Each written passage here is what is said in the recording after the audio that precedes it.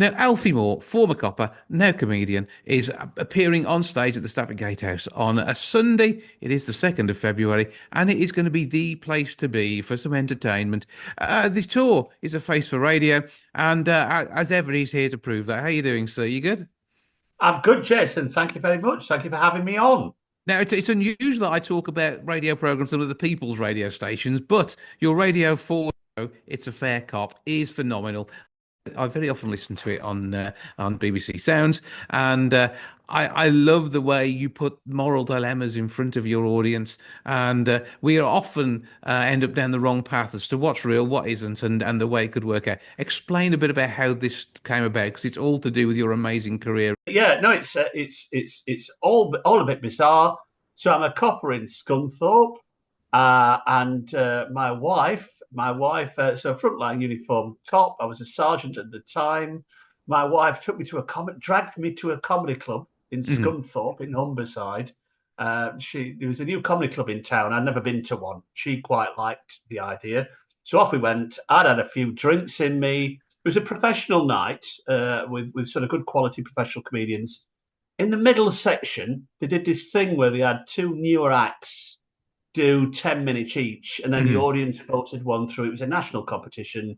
And I'd had a few drinks by then, and I said to my wife, my briefings at work are funnier than this, and she said, well, off you go then, clever clogs, put your name down. So it was down to my wife. She dared me, Mhm. and so I did. It wasn't that week; it was a week after, and I stood up and I did stand up for the first time. Just some stuff I'd written that day, and I got bitten by the bug, and it became my midlife crisis. And I found myself driving for 2 hours, doing like open mic circuit gigs and standing in the corner of a pub, basically, Jason, talking to myself. And I quite liked it, and it became a thing. It became my little hobby. Uh, and then it sort of developed quite quickly, actually, and I started to get offered paid gigs and all the rest of it. So I had to declare it to the police, and then I started talking about policing, and I found that sort of helped spike people's interest. And then I took a show to the Edinburgh Festival, which was a dream as well. And bec- given my status, my low status in comedy at the time, my performance space was a porter cabin in a pub car park in Edinburgh for the whole month. I mean, it's brilliant, the Edinburgh Did Festival, it but feel like a crime scene? it did, but it's quite soul destroying. When you're like, uh, day after you flyer, my wife and I was flying for about 3 hours a day to get 10 or 12 people in the porter cabin, and it was like really, really challenging. And one day, a lady walked in from BBC Radio 4 called Alison Vernon Smith, and she said, "I'm a BBC radio producer. Do you want to pitch a show to Radio 4?"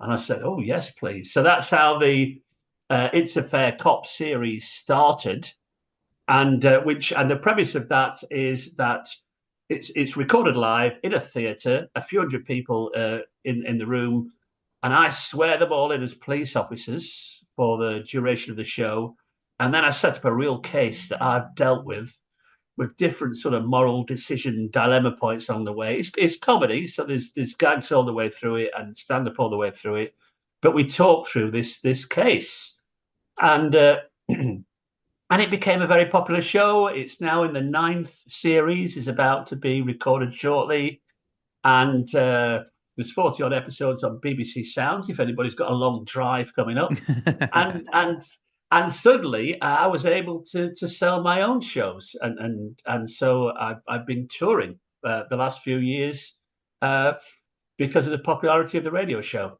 really, and I'm very much looking forward to coming to Staffordshire Gatehouse, which looks a beautiful room. Very It's a very nice excited. theatre, and I know that you're going to do well in there. I'd say it's our most local gig for you, so it's worthwhile us taking a little trip up the A449 to go and listen to your words of wisdom, and we be Yeah, sharing some of your police stories on the night, because even though GDPR does try and stop you doing this sort of thing, and of course the what you've signed up to say you won't tell names, you can tell situations. yeah. I mean, you have to tweak things a little bit, but I mean, and some of the stories are quite bizarre. but a quick Google check, and you'll soon realise that that they are true.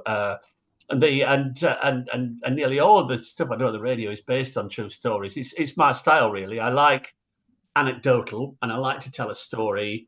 And the best stories are the real stories, are the true stories. And I think people can tell as well when something's really happened. I think the way you tell it, people can tell that it's not made up.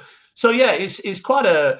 I mean, it's a personal element to the show. So I talk a bit about my schooling in Sheffield. I talk a bit about getting older and how that feels. But yeah, there's police stories as part of it throughout the show, including Zeus, who was my German Shepherd police dog, Hmm.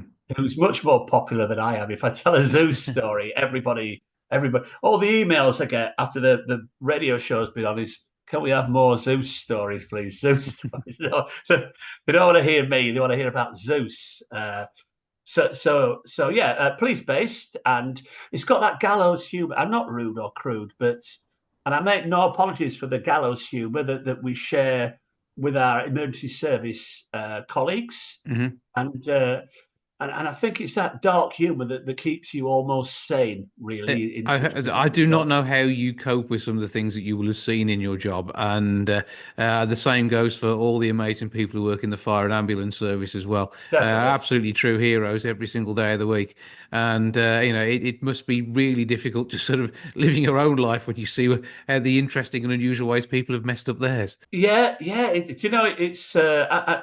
I mean, it's got everything really. I mean, I love being a cop. It's very moving. It's got the emotional side, and also the sad stuff as well. But really rewarding, as all those emergency service jobs are, because you actually physically help people.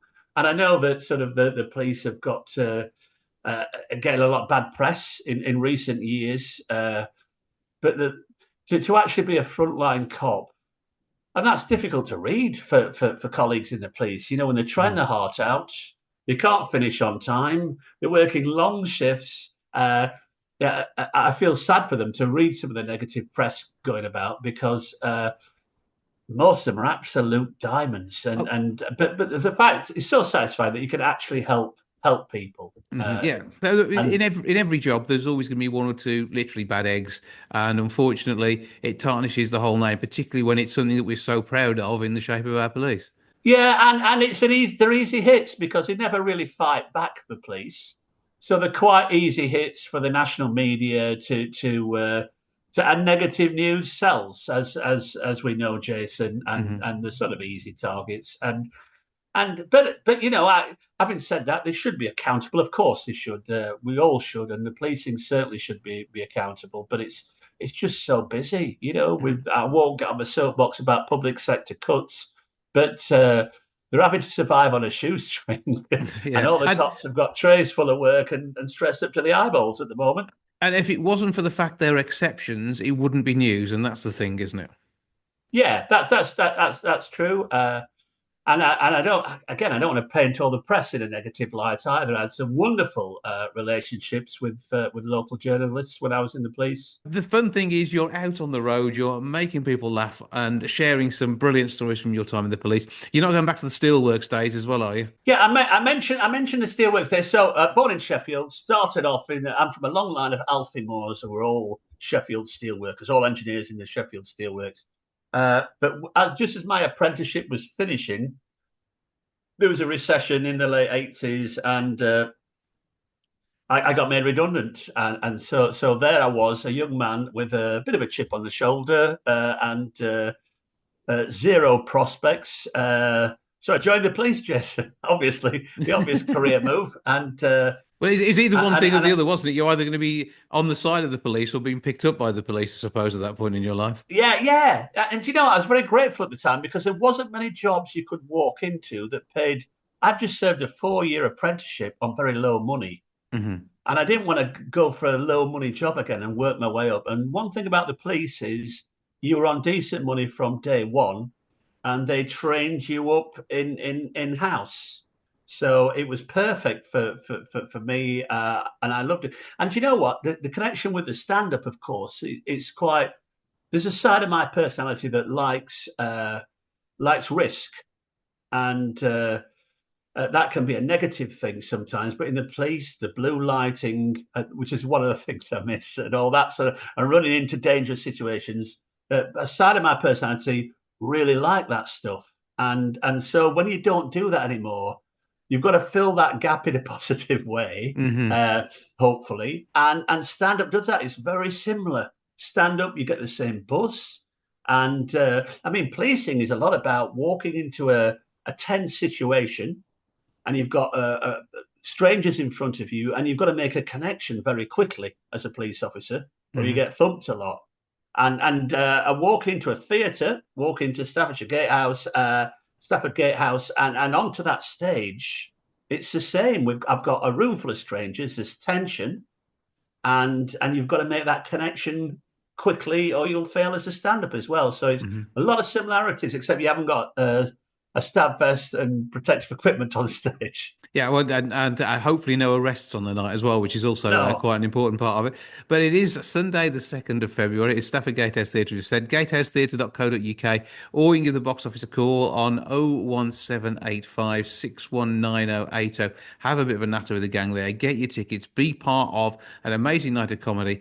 The inimitable Alfie Moore doing his thing, and no doubt sharing some stories you won't have heard before, but you won't believe they're true until you then Google them on the interval.